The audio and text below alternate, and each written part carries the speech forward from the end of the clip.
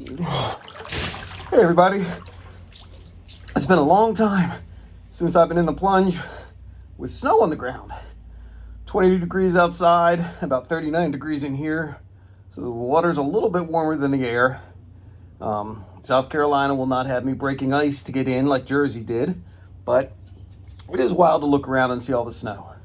So real quick today before we head down to the beach and see how the snow and ice looks, I was reflecting on a few different things. One of them is Thich Nhat Hanh's concept of us being a wave and when we die going back and becoming a part of the ocean, realizing we are connected to something bigger than us.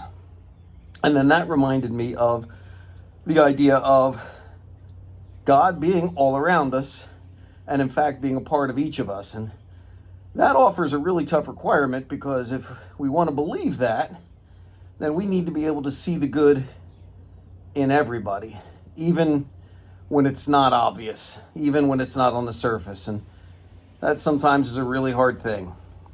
So that got me thinking to all of my years teaching J.D. Salinger's Franny and Zooey and the end of Franny and Zooey and some of the conversations I had over that. So I'm going to take a minute and share that last page if I can do this with my wet hands. So let's see what we got. One other thing, and that's all, I promise you. But the thing is, you raved and you bitched when you came home from the stupidity of audiences. The goddamn unskilled laughter coming from the fifth row, and that's right. God knows it's depressing, and I'm not saying it isn't. But that's none of your business, really. That's none of your business, Franny. An artist's only concern is to shoot for some kind of perfection. And on his own terms, not anyone else's. You have no right to think about those things, I swear to you. Not in any real sense anyway, you know what I mean? The voice on the other end came through again. I remember about the fifth time I ever went on Wise Child, I subbed for Walt a few times when he was in the cast.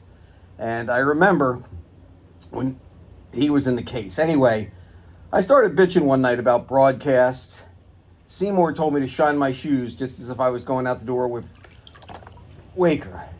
And I was furious. The studio audience were all morons. The announcer was a moron. The sponsors were morons. And I just damn well wasn't going to shine my shoes for them. I told Seymour. I says they couldn't see them anyway from where we sat. He said to shine them anyway. He said to shine them for the fat lady. I didn't know what the hell he was talking about, but he was had a very Seymour look on his face, and so I did it. He never did tell me who the fat lady was, but I shined my shoes for the fat lady every time I went on the air again. All those years you and I were on the program together, if you remember. I don't think I missed more than one, just a couple of times. This terribly clear picture of the fat lady formed in my time. I had her sitting on the porch all day, swatting flies, with her radio going full blast from morning till night. I figured the heat was terrible, and she probably had cancer, and I don't know. Anyway, seemed goddamn clear why Seymour wanted me to shine my shoes when I went on the air. It made sense. Let me tell you something now, buddy. Are you listening? I don't care where an actor acts. It can be summer stock, it can be over a radio, it can be on television, it can be Broadway theater, complete with the most fashionable, well-fed, most sunburned-looking audience you can imagine. But I'll tell you a terrible secret. Are you listening to me? There isn't anyone out there that isn't Seymour's fat lady. That goddamn Cousins by the dozens. There isn't anyone anywhere that isn't Seymour's fat lady. You know that? And do you know that secret?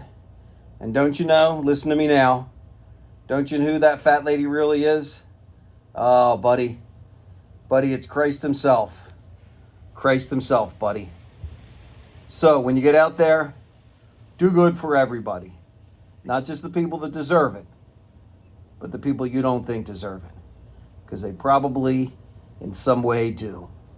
Take care, all.